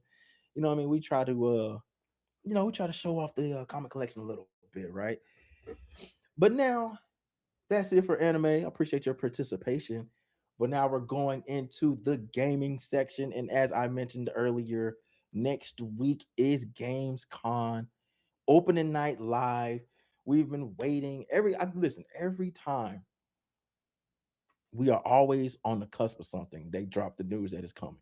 I feel like they watch our streams, they're listening to us, and they're like, you know what? Those brothers got a good point. Let's go ahead and give them something else to talk about. So appreciate y'all, Gamescom, for going hard on us. Pause like that. So next week we're looking into some good stuff here. We got some games lined up. I mean, I mentioned Black Myth, Zonqui, Phantom Blade. You know what I'm saying? We talked about Wolverine and all the new stuff that they're giving you for the pre-orders. So it'll be good to see what we get next week, or maybe that's something that hasn't been mentioned as of yet. Maybe they drop some surprises on us. I don't know if anybody's anticipating any games that we haven't really got too much on yet. They've been kind of hush hush about something that you guys want to see. Drop that in the chat. Let me know. But I know for sure Black Myth Zonqui is probably the one everybody's kind of locking in for. And they dropped a little 15-minute gameplay yesterday just to kind of get ahead of it, honestly, because I guess they'll throw it. They could throw it in at the end, but we got Witcher on the docket. You know what I'm saying? So I know we got a lot of Witcher fans out there. I had a couple of people in my inbox about a week ago asking me how did I feel about the series of games, and I was like, yo, I think they were asking me about three and how I felt about what we'll get in four, and I'm like, yo, three was pretty dope, and I kind of casually play it, but like. No, it's pretty dope. It's enough for me to be interested in The Witcher 4. So I think we'll have a lot of people locked in for that. So I'm definitely gonna be just for, just to keep up and have the story on hand, just to see where we are with that. For sure, Witcher 4 is one to keep an eye on, people. Definitely. But my personal favorite, dog, I know I'm locking in for Black Myth. I ran through Wukong when it hit Game Pass, jumped on that instantly. Right? I wish he was still there. That would have been nice. It's kind of like it's a follow up, but whatever. Game Pass. The one time I want them to listen to me, they'll never listen to me. You know what I'm saying? They always lurking when we just in here casually talking about stuff. But like when I lock in and I get serious, where y'all at? Feel me? But Zonqui, there it is. I mean, I know Sensei and myself, we went bonkers when when they dropped the reveal trailer for this a while back, man. Dog, like the way they just gave us that. Yeah, for sure. We know y'all watching Tell them Sensei. We know y'all lurking. We know y'all out here and we love it. We appreciate you. Don't get it twisted. We appreciate you. We appreciate you. But I know y'all hear us, man. But we want some of these things. But like, I mean, just take a look at what we got. Look how they set this up, dog. This is beautiful. This is beautiful. Like it just bringing you in on the lore and how we're moving forward in the story. Dog, like the whole teaser trailer itself was just absolute gas, absolute fire. And this game, Black Myth, took over the world, right? Like, I mean, everybody was playing this game. You even saw like celebrities getting in on this, right? And we know, everybody has like their favorite streamer that they follow and watch play games and stuff. But I mean, we had like celebrities just like jumping in and playing this game, right? And so for a game like this to have everybody in a chokehold, yo, for them to drop a follow up, oh man, like the takeover is on. And I promise you, I swear, if they say this thing, I haven't looked up the release date on this, but I promise you, if these fools try to put this thing out in 2026, bro, there's no way. There's no way, dog. There's no way. But yeah, we know y'all watching. We know y'all watching. Listen. We ears to the streets, bro. Right here. Matter of fact, y'all. I mean, y'all can hit us in the DMs and y'all want to slip some stuff our way. You know what I mean? Y'all want to give us a little inside information to drop on the people, right? We're here. We're here, right? We are open. DMs open. We got you. Okay. We are avid gamers of the channel. I know you've seen Sensei run some games on the stream, right on Twitch as well. You know, so we get down over here. I mean, I'm running through. I told you about the list of games I'm running through right now. Playing right now, I'm really rocking with Beast of Reincarnation. Dropping that one. We're playing that one for leisure and for research purposes. We got a little something going on for y'all. Can't wait till y'all see that website that we dropping soon. Shout out to Sensei on that. We got some heat in the chamber for y'all. Gaming reviews, gaming streams. I mean, y'all, I've been looking at this thing, man, and it's a thing of beauty. I can't wait to drop this heat on y'all. And I know y'all can't wait to take a look at it. Y'all are gonna love it. I promise you, you're gonna love it. All the information y'all been wanting to get from us on stream, we can't really get to. Y'all gonna be accessible for you right there in your face. Quick scroll, click, boom. Everything you need, friend. Everything you need. But yes, absolutely. Black Miss on Qui. Y'all already know how we're going with this one, man. This is going to be a banger. As we move on, we get ourselves to Phantom Blade. Oh, brother. I know Sony a few days ago dropped a little kind of a live stream reveal on this one. And man, I didn't know they were gonna do it. So I'm just, just get the notification. I hop in, I start watching. Yo, I'm locked in, y'all. This game looks great. Now, a funny little thing that happened on that stream, dog. We got a lot of upset fans upset at Sony. Now, look, Sony, these are not my thoughts. These are just the thoughts of the people. Okay, I just want y'all to know this. We got a lot of pissed off people, Sony. I mean, the chat was saying no disc, no buy. I personally do not necessarily agree with that, but hey, the people speak. So, y'all, we got a release date, and that thing said October. Y'all, it's like the fourth thing tonight we've seen set for October, y'all. How we gonna play all these games, y'all? Sony, what, y'all? When? We don't got it. We got some gameplay here. The intensity. Little clip. Listen, man, the fighting in this game, it looks crazy. The drunken war style builds drunken energy, enhancing soul's evasiveness. Wildness. It seems like it's very fluid. There it is. Fluid. Streamlined. It looks like it's just very, they want you to run the combos, basically, right? Some of these games sometimes it's a little bit hard to kind of get a little flow going as you're playing. The way they set this one up, I think they mentioned this too on stream. Um, they want you, to go crazy with the combinations. That's kind of how they set it all up, and so that makes it fun for the hardcore gamer and for the casual gamer, because you want both on games like this. You want that experience.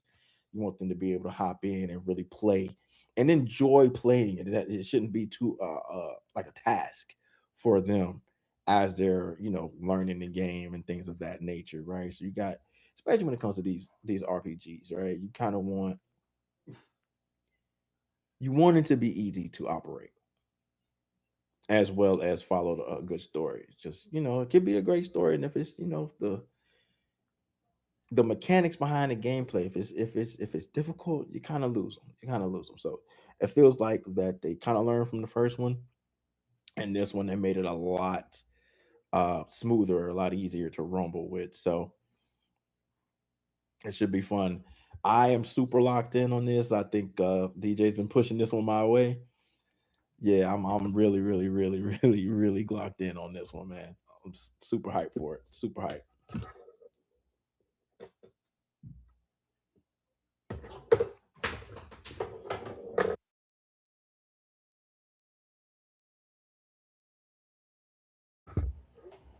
But yeah, man. We got Phantom Blade 2, y'all. This October though. But see, that's the problem. Y'all, I don't know, man. I don't know. I don't know how I don't know how I'm gonna make this work. I don't know if there's an efficient way for me to get going. But now we switch over to, I think it might be like one of our biggest segments on this show, man. The entertainment portion, right? So right here today, James Gunn dropped some heat for us as it pertains to the Jimmy Olsen show, right? So he dropped a document, The Daily Planet. HBO Max orders new comedy series, The People versus Gorilla Grodd. It sounds like we have a title, y'all. And here you have the document that, and I think this is really clever. Going with the show, they kind of drop a court document on us, right? um, I know we were trying to figure out if they were just gonna call it Jimmy Olsen and Gorilla Grodd, but they gave it to us: The People versus Gorilla Grodd, bro. And I gotta say, I think this is actually pretty cool, pretty cool. And knowing that Gorilla Grodd is part of this show, it makes me think that we are possibly getting more Flash Rogues, right? So this could serve as like the vehicle to getting the Flash in the DCU. And when you look at it in that lens, I think that gives you a certain amount of hope going forward. All right, maybe we'll start getting some of these major Justice League players out here. So we get, let's say we start with Gorilla Grodd, right? And then we move over to, I don't know, like Captain Cold or Heat Wave or Girder, right? Weatherman, like Weather Wizard, you know. So we start getting some of these villains that we're familiar with outside of Grodd. And I mean, come on, man. Like, it's the Daily Planet, right? So he probably, maybe he's in Metropolis, but maybe we're in Central City. And if we're in Central City, it's only a matter of time before we get the Flash. I really need a trailer for this one. I really need a trailer for this one, y'all. Like, for real. I think, give me just a quick sec.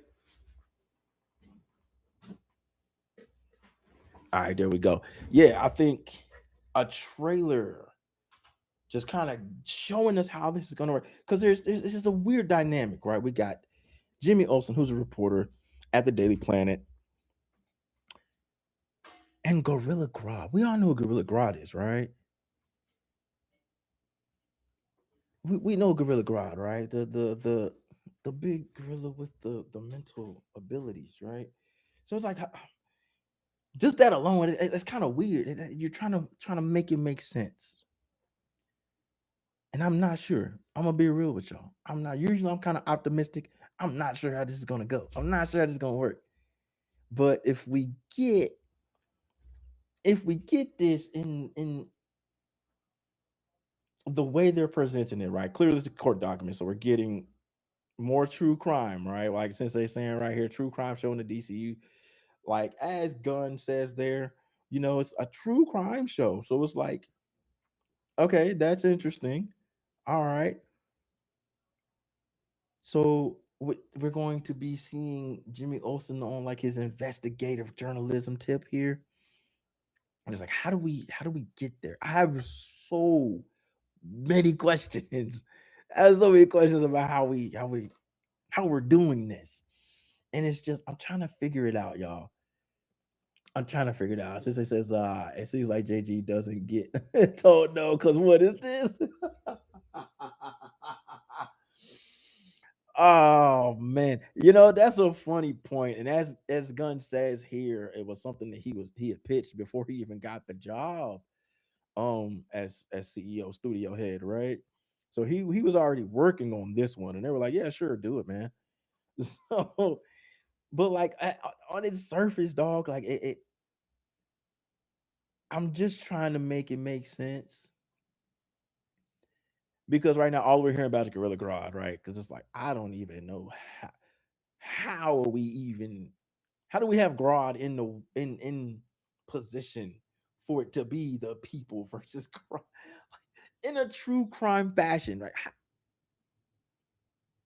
We already got like a true crime type deal, right? True detective type deal with lanterns. So it's like, are we in that lane with Grodd? Are we is that how that's gonna go? Right? Because like with Grodd, man, I just don't see Grodd being one to be in a position to where it could be the people versus. Maybe it's just I tried to like rationalize it by saying, well, maybe it's just the title is a play on words and it maybe not be but that. But then like Gunn comes out and says it's a true crime thing. So it's like, all right, all right, sure. Since it says first thing I can think of is that the show with Selena Gomez, only murderers are in the building. Yeah, right, exactly, right, right. And then he says apparently Grodd killed his dad, which yes, yes, that's kind of how Grodd came to power. But like, what does Daily Planet got to do with that? You know what I'm saying? Like, right? So it's like, okay, all right, y'all. Like, I don't know. This one's a wait and see for me. Like, it's drawn interest for me because I'm truly, truly, truly hoping that within this we sort of kind of get like the world building aspect of the Flash Rogues Gallery in Central City. Kind of like in the way Sensei and myself talked on last time about like how we wanted to kind of see like Wolverine done in the MCU. Um, like kind of in that vein where we kind of get the eyes of the Wolverine story through somebody else's eyes. I guess unless we have a Phantom X and we're trying to find like more Weapon Plus documents as part of Phantom X's mission. And like in doing so, we learned about Wolverine and what he has going on. Like maybe we get that here, like in figuring out Grodd's story, we get the other rogues in Central City, and then we maybe we hear about Flash rounding them up. Maybe that's how Grodd got here. Maybe Flash rounded him up, right? Because that's the only way that makes sense to me, to where we have Grodd in position. You know what I'm saying? And so, all right, coming with what Sensei says. So Grodd was convicted of killing King Grodd, which is his father, March 2021, has been incarcerated ever since. So that means someone had to catch him. Exactly. Same vibe. Since they knew exactly where I was going with that. Somebody had to catch him. Remember, though, this is a world full of heroes already operating, right? Already operating. So everybody knows that these heroes exist. This is not new to anyone. And like we've been saying, like even before the DCU launch, like these guys are already like doing their jobs, right? The lanterns already exist, which we found out, like just Hal alone had been in rotation since the 80s, right? And so, Superman had been around already before he even let people know that he was out, right? So the same thing here. Somebody had to catch Gorilla Grodd, right? And if we're talking Central City, or even if we're talking Gorilla City, where they live, like somebody had to hem him up, right? And I don't think the gorillas themselves would turn him over for him to get incarcerated and then prosecuted and all of this stuff where he's like here on trial, right? Where no. They're not gonna do that because they have their own little situation going on there, right? So I'm with you, Sensei. I think me and Sensei on the same wavelength there, dog. For sure, for sure. Moving on here, we got some shots from Spider-Man. I know y'all saw that, man. Tasha, remember? Yeah. So I mean, it's just that's the only way it makes sense to me, y'all. That's the only way I can make this make sense with the little bit of information that we have already available. I mean, that's just what makes sense, and kind of putting together how Gunn operates. Grodd incarcerated. Who put him there? Who the only person around capable gotta be Barry Allen or Wally West, whatever. Either one is the Flash, regardless, right? Now, y'all, this one This one sparked some conversation in some of the places I'm in, right? Some of the spaces that I'm in. This one sparked conversation. God of War. So we got some news from Hollywood Handle that our recast was finally done, right? Like Ryan Hurst left the series due to injury, which led to the recast of the role, right? We're all familiar with that part, right? And a few days ago, it came out that Dave Batista may have been up for the role. And a few days after that, lo and behold, Batista has the role. So I don't know how y'all feel about that. I don't know if you like Batista. Batista has done a lot of cool stuff, right? I know a lot of y'all are most familiar with him from Guardians of the Galaxy. Some of us that have know Batista really for real, we rock with him from WWE days, right? From way back in. Um, you know, um, and then before then he jumped into acting, and so he's been in quite a few movies, right? Quite a few. I know everybody. Guardians is probably the biggest thing he's been part of, and he'll credit that as well, right? But the question is, and Sensei here is actually echoing the sentiment that a lot of people have put out there. Does he have the chops for this? Right? We've seen him, and he's even had some movies where he's the lead and he's like the guy in his action. He has a few action movies out there, right? He's got some going in rotation right now. And it's like no one's doubting his ability in general, but for this role, do we feel like he can do it, right? And that I think that's a fair question. And it's like part of me says, I think he can make it work. But like, there's skepticism there, right?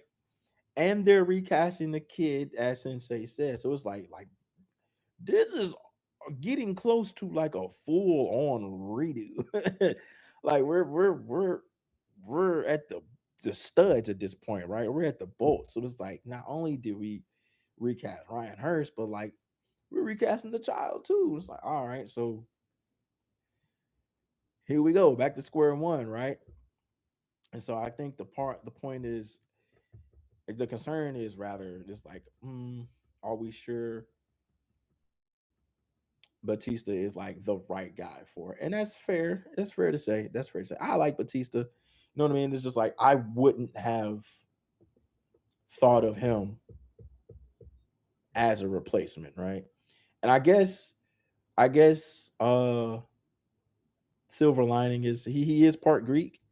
He is part Greek. So like, I mean, as far as like ethnicity and lineage goes, I guess point in that category in that box, right? Because people want accuracy, especially when it comes to ethnicity and things like that. So well, I mean, we got that with Batista, but again, it's just like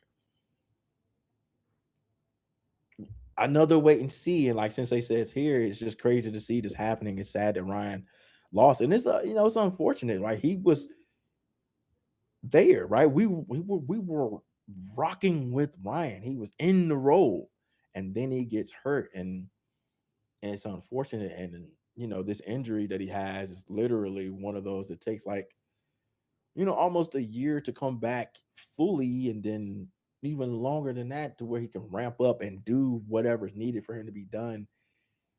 Presumably action wise, because we're talking God of War here, right?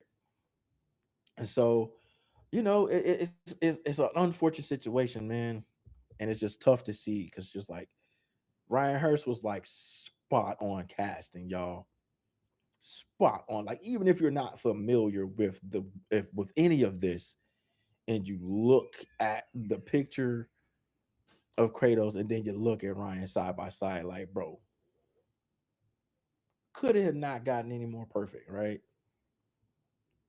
So it's just one of those situations, man. Um, this is just how it goes, and this is a call made by the powers that be. Um, no, Batista's not bad. I don't think I don't. It's not Batista's talent. It's not that Batista doesn't have the physique or he couldn't, get himself into that shape. But it's like every role ain't made for everyone, and does this apply in this situation? So you know, it's a tough one, y'all. It's a tough one. It's a really tough one. I don't know. I don't know. How do y'all feel about it, man? What do y'all think? This one's this. I'm like 50-50 on this one, y'all. It's just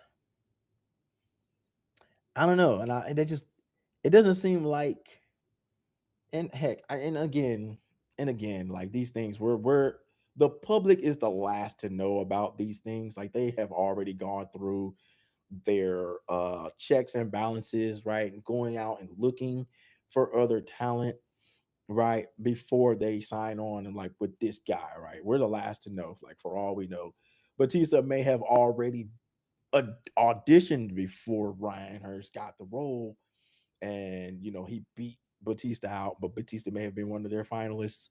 And so with what happened to Ryan, they're just like, hey man, check it out. You want that role still? You know what I'm saying? So it could be a situation like that, but I would like to know like what other names were kind of in this pool for replacement. Just for comparison's sake, right? You know, since they says Batista might kill it. Like, yeah, for real. Like, who knows? Who knows? Like, it may turn out to be so good, like we don't even.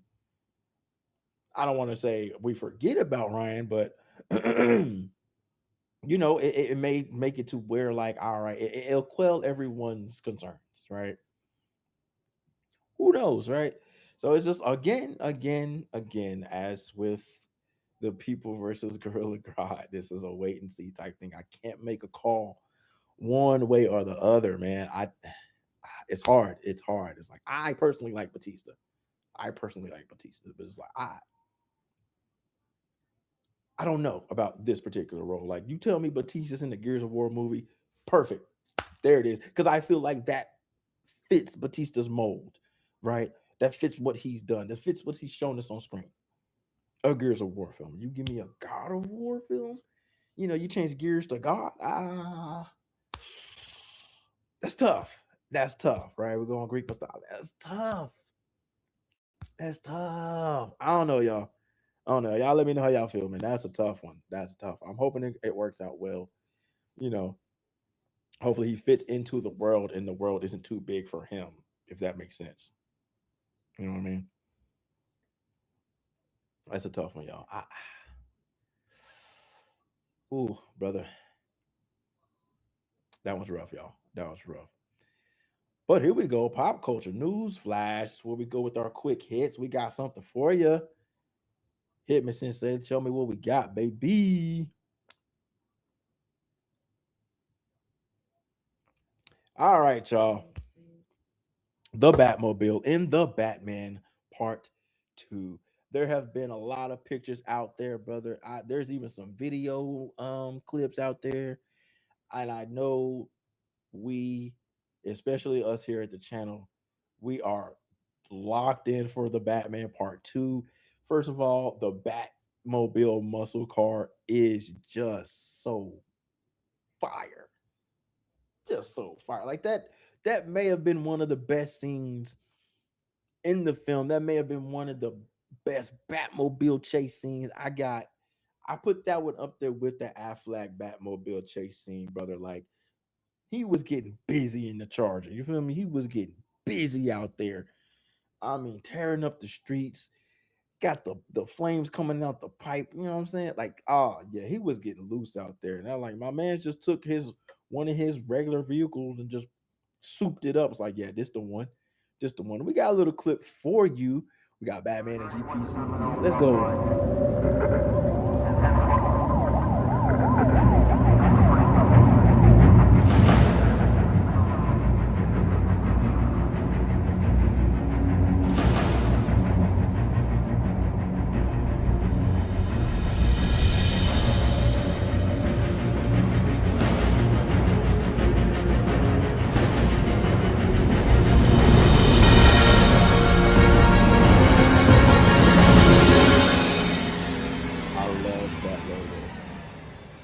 It's so simple, but it's so fire, right? It's yeah, like she said, I love how they adapted it in Lego. Brother, brother. Yeah, that I'll be riding around with that thing in Lego Batman. And y'all saw the release date on that. Sensei, February 18th, y'all. What did we just say? So now, now, because we got to recap now. So we got y'all. This is crazy. This is crazy. So we got Ahsoka and Cyberpunk in January, and then right after that we have the Batman and the One Piece.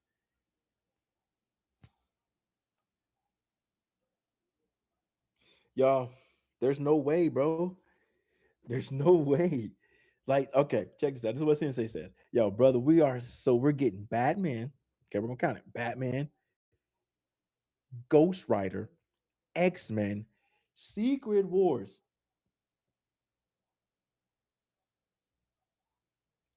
Fam, what?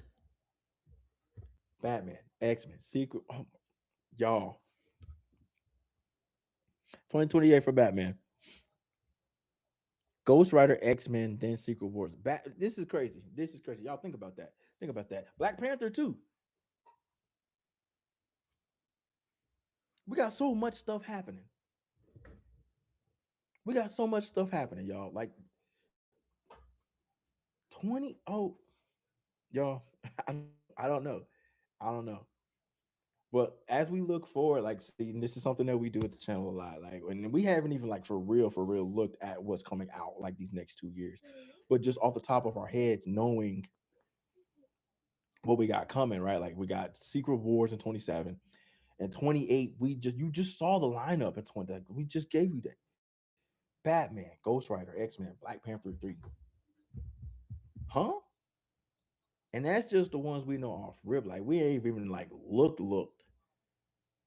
We haven't even like looked into what's really everything that's been dated for 28 so far, right? So, but those right there are all potential blockbusters. All of we like the Batman was a hit. It was a hit, y'all. It was a hit. And then the Penguin to follow it up was with it. So we got some good stuff, y'all. Now we got Warhammer 40K animated series in development at Amazon. Our dog Henry freaking Cavill to produce alongside live action Warhammer movie. Cavill gets to play in the sandbox, y'all. Like we said, Warhammer 40K is a huge game overseas, and it's Cavill's dream job. All right, he's getting to do the one thing he wanted to do as a wee lad, and now he's running this whole thing. This entire universe is his sandbox. So he has an animated show on the way with the movie. I think we're in for some heat. We're in for some heat, and we've seen Cavill kind of, in a way, like grow up, like in his career. Right, we've kind of seen him elevate to where he is now, where he deserves all of this stuff. Right, and so it's really cool to kind of see where Cavill was. Like when he got cast Superman, nobody knew who Cavill was. He was like, something like, I don't know what he was doing. I forgot what he was doing before Man of Steel. And then to go from that to BVS to all of the roles that he's doing now. Like the dude is never not busy. Cavill always got something going on. And now his name is popping up for a role in the MCU again, mind you. Again, like his name was already in the mix um before the shift at DC, when he was filming his cameo scenes before those ultimately got cut. Marvel was kind of stalking his trailer, then wanting him to come to the MCU, and he himself has said he wants to play Captain Britain, which, I mean, pretty on the nose. And then we saw him in Deadpool and Wolverine, and now his name is coming back up in relation to characters in the X-Men universe. So Cavill, man, he's a hot item, a Highlander, you know what I'm saying? He's a hot item right now, y'all. Like his name is on fire. He's doing good things. He's getting consistent work. And like Sensei here said, bro loves Warhammer more than Witcher and Superman. Let me say that again. Henry Cavill loves Warhammer more than Witcher and Superman. To put that in perspective, most people know Cavill either by Superman or by The Witcher.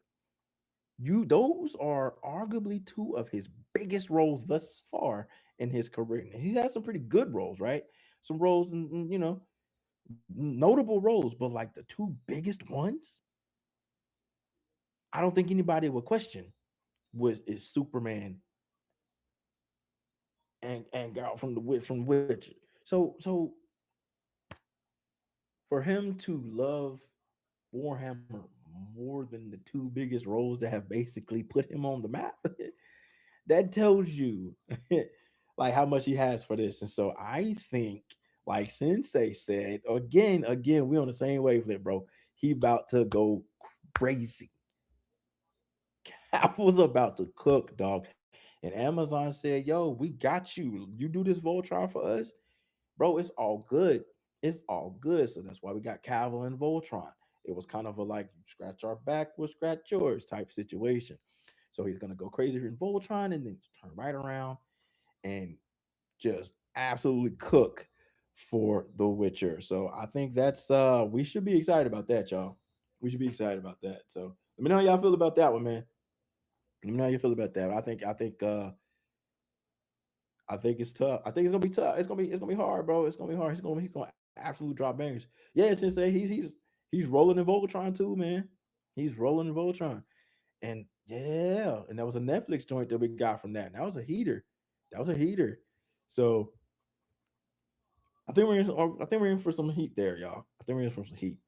Oh, y'all. Hold on, y'all. This one, yo, when I was okay, so Sensei and myself was on the stream for this when we saw this one pull up.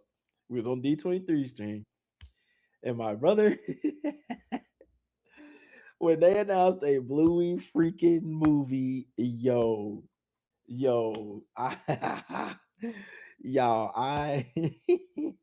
I'm giddy right now, right? Y'all can see I'm giddy right now, brother. It's Bluey. We say, hey, if you ain't messing with Bluey at this channel, we got a problem. All right, it's B4L, bro. Bluey for life over here. What you mean? Bluey, the movie with 3D animation coming in theaters in 2027, y'all. I don't care what nobody says. I'm in there day one. I'm in there. Don't give me no 3D. Don't let me give me some 3D tickets, bro. You think I'm not gonna be in there on my shit? It's like, come on, man. Come on, man. Bluey 3D, please. Let's go. Let's go. I mean, y'all, come on, man. And listen, if they kick the movie off with the theme song, it's up. It's up. Y'all just don't understand, man. Here we go. Oh, bro, this poster's so fire. This poster is so fire. Vision Quest, dog. This is just insane. Again, this is another D23 drop that we were so hyped to see.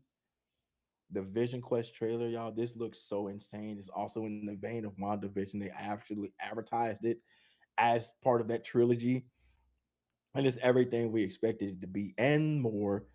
And this is going to be so good. You actually get to see their synthezoid forms and their human forms together in this trailer, which kind of gives you a look into how we're going to get this thing. You saw in the trailer, everybody was kind of in their human forms as we are in the mind of Vision and how he sees them in their human form, which is kind of ironic when you think about it. A synthezoid is seeing everybody as humans. Wild concept that it didn't click until just now. Wild concept, but y'all, this is. I mean, this is exactly what you think it's going to be, and it's going to be heated. We got some characters that we're going to see that we're very familiar with pop up here soon. I know last time in the chat, I think Mav and a few guys, I think Jace. So a lot of them had some pretty good questions about this one. But yeah, man, WandaVision, Agatha, Vision Quest. This is a heater right here, y'all. We are cooking. I mean, just take a look at this, bro. We got Vision Quest, Bluey, the Batman, God of War. It's some killer stuff right here, y'all. Killer stuff right here, man. This is a banger. Sensei says Bluey is lit. My kids love it. That's big facts, bro. That's big facts, man. Y'all got anything y'all want to add, man? Y'all got any questions you want to ask? Holla at me. I am here. We're cooking. We got Sensei in the chat. We got Sensei behind the ones and twos here. Drop a line. Let us know what you got going on, man. Talk to me. Talk to me. But man, wild stuff, y'all. Wild stuff. We had a nice little docket here. Shout out once again to the boy DJ for putting the list together, keeping us on our feet, man. Brother, where would we be without you? Shout out to Sensei making it happen in the background. Like on Monday, we had a lot of crazy stuff going on. We're keeping it rocking and rolling, baby. We're keeping it rocking and rolling. So I do want to thank everybody for hopping in the chat, rolling with the punches. We had fun today. Appreciate Mav pulling up, dropping his heat, dropping his questions, brother. You are becoming, man, a very, very, very consistent member here. We do appreciate you. You've been pulling up consistently. George, wherever you at, we know you're around. Appreciate you too. Y'all make sure y'all follow. Make sure y'all hop in the chat, hit the Discord, man. Give us a follow on socials. Y'all know what it is. We got some things coming down the pike that I know you're gonna like. Bars. Um, we got some heat coming, man. I'm excited. I'm not gonna give it all away, but I'm super excited about what we got going on here. Super happy for the content that's coming, the things that we are preparing and getting ready to just make available for all of you. And so everyone that's been a part of this, man, everybody that's been rocking with us, we appreciate it. This is definitely something we all love to do, something that gives us immense joy. We just talking nerd stuff, bro. We just talking nerd stuff. It's really that simple, right? We just do it our way, right? We just do it our way. Everyone has there's like a standard out there, man, and like Miles Morales said, nah, nah, we're not doing it like that, bro. So shout out to my guys, my boy Sensei, Big Dog, DJ, man. Everyone in the chat, much appreciated. If y'all guys don't have anything else to say, man, I think we're gonna go ahead and rock on up out of here. I think I took up enough of your time talking my nerd shit. But once again, appreciate y'all, man. Shout out to everyone. This is Beezy. I hope I made it look easy. We see y'all next week, y'all. If you guys would like to support Mark Bros, all you gotta do is visit our website at www.markbros.com and buy some merch. Represent Superfan. Or you can join our Patreon to get early access to content, patrons-only exclusives, giveaways, private Q&As, and those sacred watch. We appreciate you guys. Excelsior. On today's pop culture news update. On today's pop culture news update.